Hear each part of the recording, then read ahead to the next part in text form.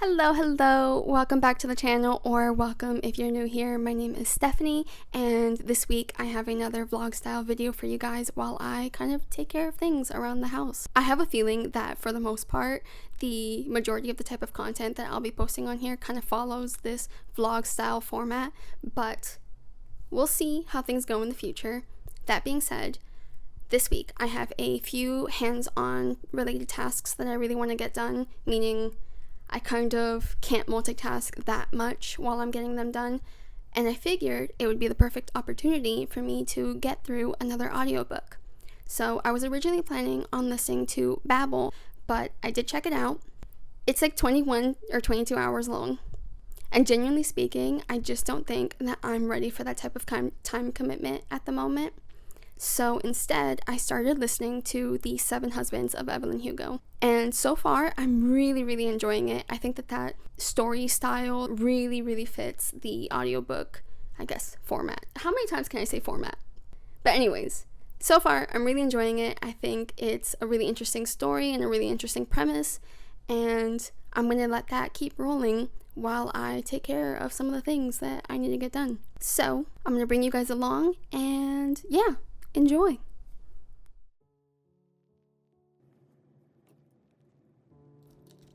Okay, so I wanted to jump on with a voiceover to kind of just talk through the process and give like a general idea of what it is that I'm doing for anyone who has any general questions or any curiosity surrounding keyboard maintenance.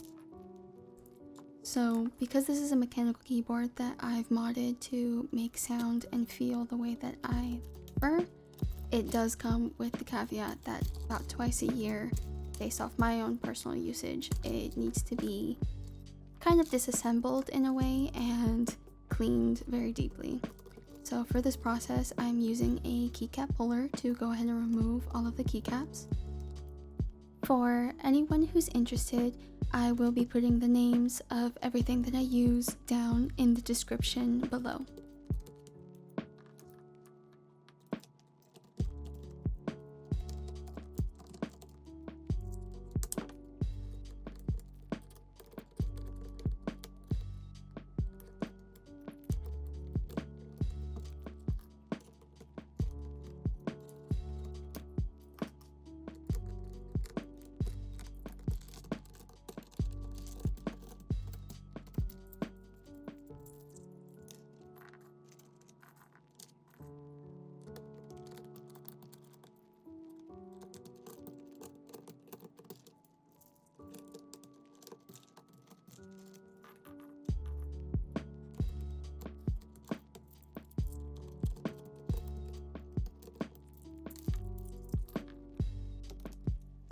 So now that the keycaps have been fully removed, I will go in with a old makeup brush to kind of go ahead and dislodge and remove most of the hair, dust, and whatever grime kind of gets under the keycaps, but it was exceptionally dirty this time, I have to admit, so I went ahead and removed the frame, and it makes it a lot easier to kind of get into every little nook and cranny and make sure that the board is properly cleaned.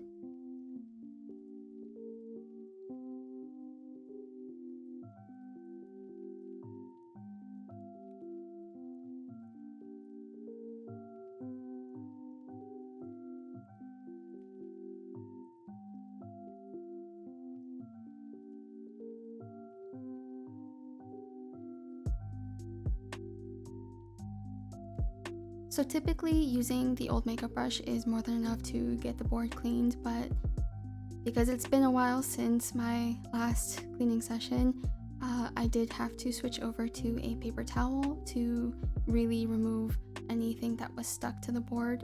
Personally, I would recommend to use a microfiber cloth instead. From here, I test my most used switches to decide which ones need to be re-looped. And to remove them, I'm just using a switch puller.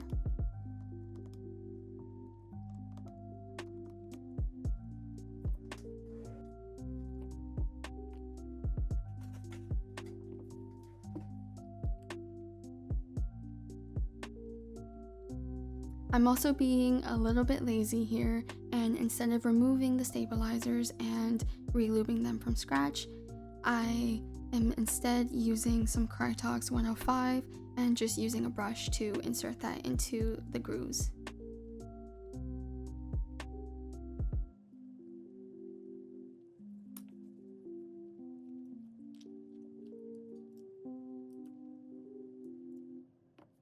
So now that that's done, I will go ahead and use a switch opener to disassemble each of the individual switches.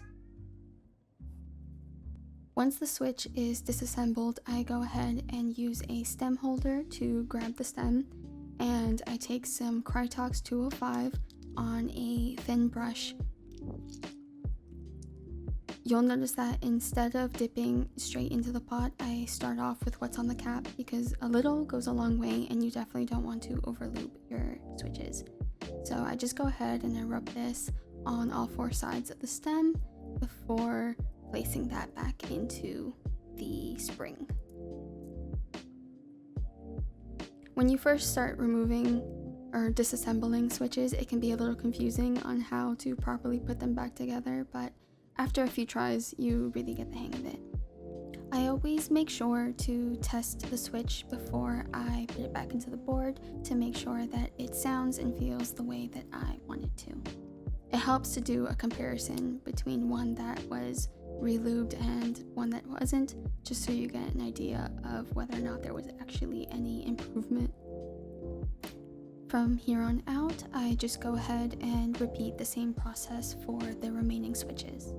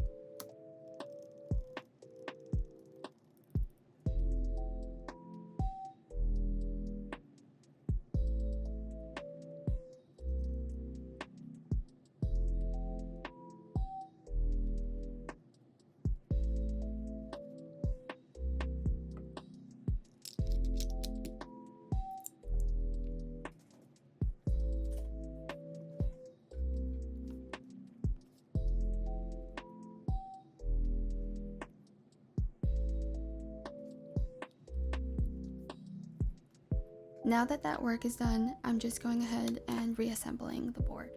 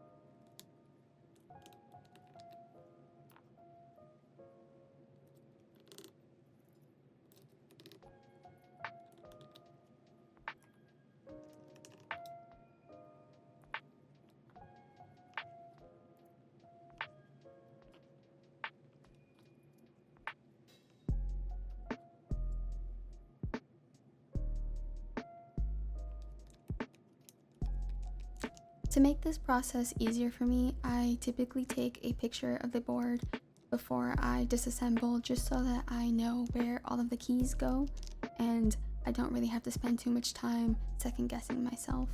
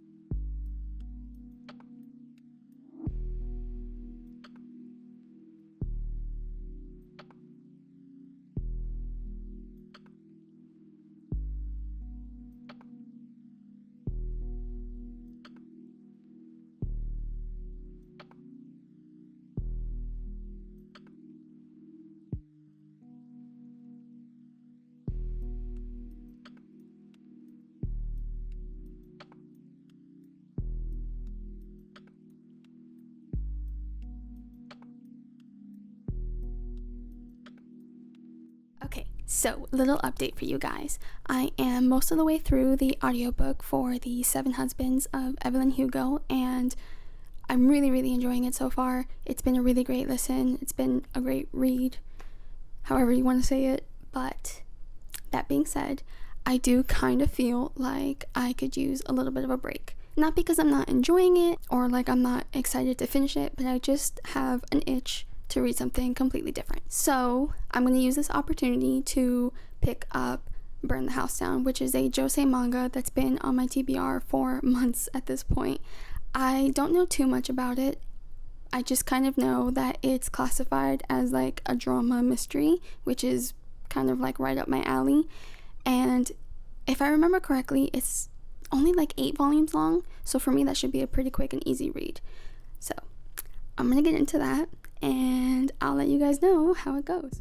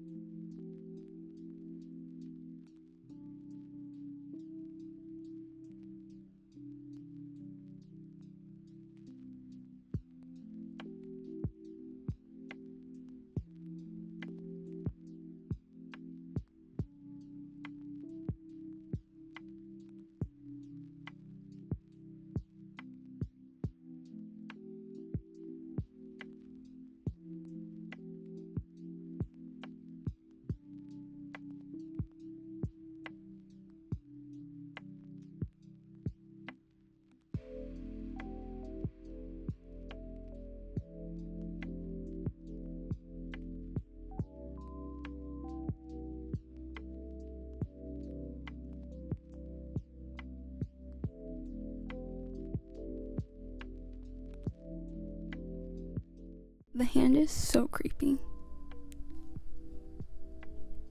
What the fuck?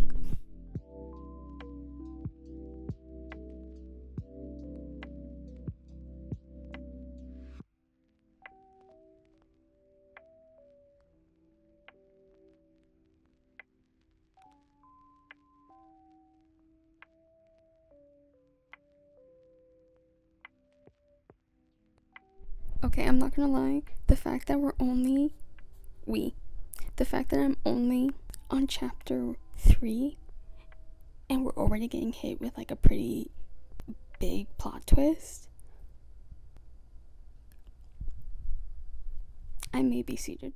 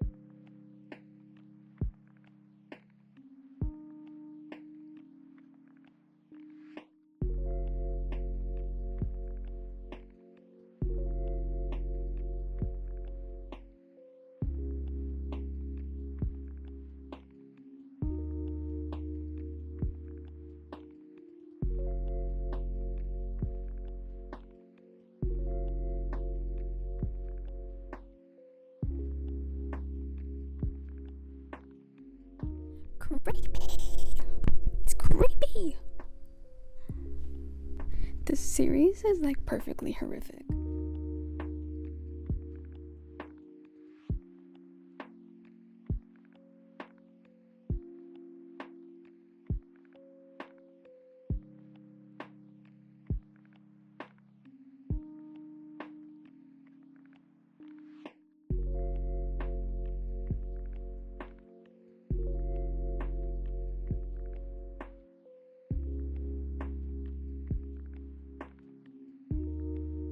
Alright, so volume 1 hooked me. Like, I'm probably gonna binge this. We'll see. I made such a good call deciding to finally read this. and I'm kind of mad at myself for waiting this long to read it, but whatever. Alright, I'm gonna keep reading, and I'll check in with you guys at some point soon. Okay, so it hasn't been too long since I last checked in with you guys. I just finished the 4th volume for Burn the House Down, so I'm about halfway through the series at this point. So far, loving it. It's been a really great read. That being said, before the month is over, I want to make sure that I go back and finish the audiobook for The 7 Husbands of Evelyn Hugo. So I do have some Lego flowers that have been sitting kind of in their box collecting dust. I haven't finished it. So I only have about 2 chapters left. It should be around 2 hours left. I'm going to kind of just bring you guys along with me while I finish that up. And yeah, I will check in with you guys at the end of it.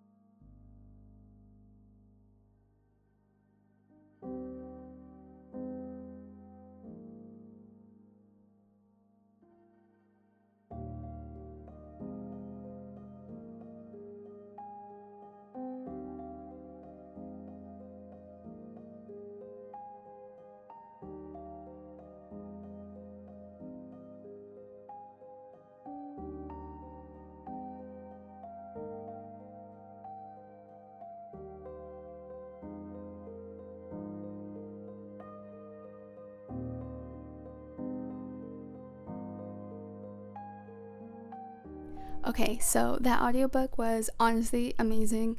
I rated it 4.5 stars.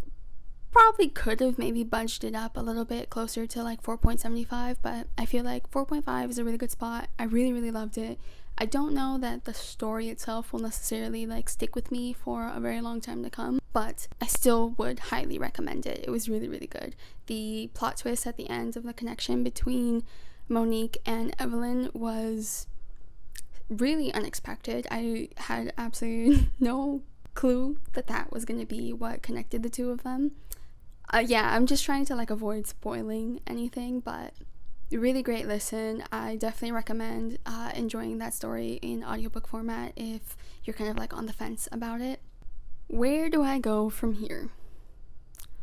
I think while I finish off the last 4 volumes for Burn the House Down, I think I'm going to also pick up the 5th volume for the 7th Time Loop series, the light novel series, the night novel variation of it. I don't know anymore, like it's so confusing, but I think I'm gonna read that in between some of the chapters for Burn the House Down. So wish me luck.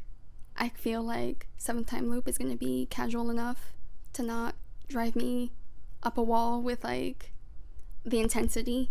It'll be like a good balance. Very different series for sure, but I'm rambling.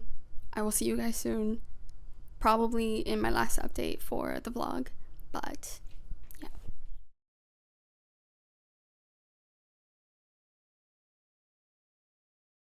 So it's actually been a while since I last checked in with you guys, like a few weeks to be exact.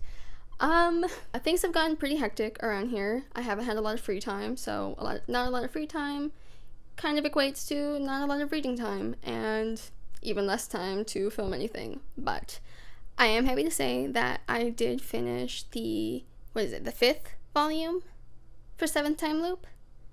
Yeah. I'm gonna be honest, I went into it knowing that it wasn't going to be like a literary masterpiece and it was just going to be a fun read, and it was a fun read. But that being said, it was not my favorite out of all of the novels, and actually I think reading it kind of reminded me of like why I kind of took a little bit of a break between the 4th volume and this one. But that being said, I will still continue the series, just kind of whenever I want something that's just easy to read and not a whole lot of substance to it. I would still recommend it as a series, like a fun series, if that's something that you're looking for. But yeah, I always feel bad, like, or like, not so much I feel bad, but it feels a little awkward, like saying that you don't fully love something that you've read because someone's going to take it personally. And at the end of the day, though, that's not my problem. So read what you want, like what you like. I don't really care. But anyways, so what I did really love was Burn the House Down. I finished it, all 8 volumes, all 39 chapters. That was a phenomenal read. I think it basically rewired my brain. I'm no longer the same person that I was before I read that series, and I'm going to be thinking about that series for a long time to come. So with manga titles, it's really hard to rate individual volumes because I feel like, you know, like you're basically just taking a chunk of the story and each volume only gives you so much. But the series as a whole, 5 out of 5, 10 stars, a million stars. Basically, this might be one of the best series that I've read this year. Letting that sink in for a moment. But yeah, that Burn the House Down by Moyashi Fujisawa, phenomenal. You need to read it. If you're not super into manga, you need to read it. If you are super into manga, but you don't really pick up a lot of josei titles because those just usually don't kind of like come across your recommendations, you need to read it. Basically, I will spend the rest of this year and maybe the rest of my life standing on the rooftops screaming about how everyone needs to read Burn the House Down. It is a phenomenal mystery thriller about our main character who basically goes undercover to... Do I want to spoil this? I don't know if I want to like talk about this in a spoilery way. I feel like, especially with thrillers and mysteries where like there's plot twist after plot twist after plot twist, it's just, you're risking so much. and like you can detract from the next reader's experience by talking too in depth about it. But essentially, as soon as the story starts, the gas is pressed all the way down. Like, the story never lets up. It is just taking you on so many different turns. There's so many like horrific elements that kind of get brought up, especially like when it comes to like toxic family dynamics. The characters are all so fucked up, but in the most enjoyable way possible. Anyways, please read it. If that's like the one recommendation that you ever take from me, please read Burn the House Down. And yeah, that's basically all that I have to say, I guess, for this video. So yeah, I will catch you guys in the next one, and yeah, happy reading.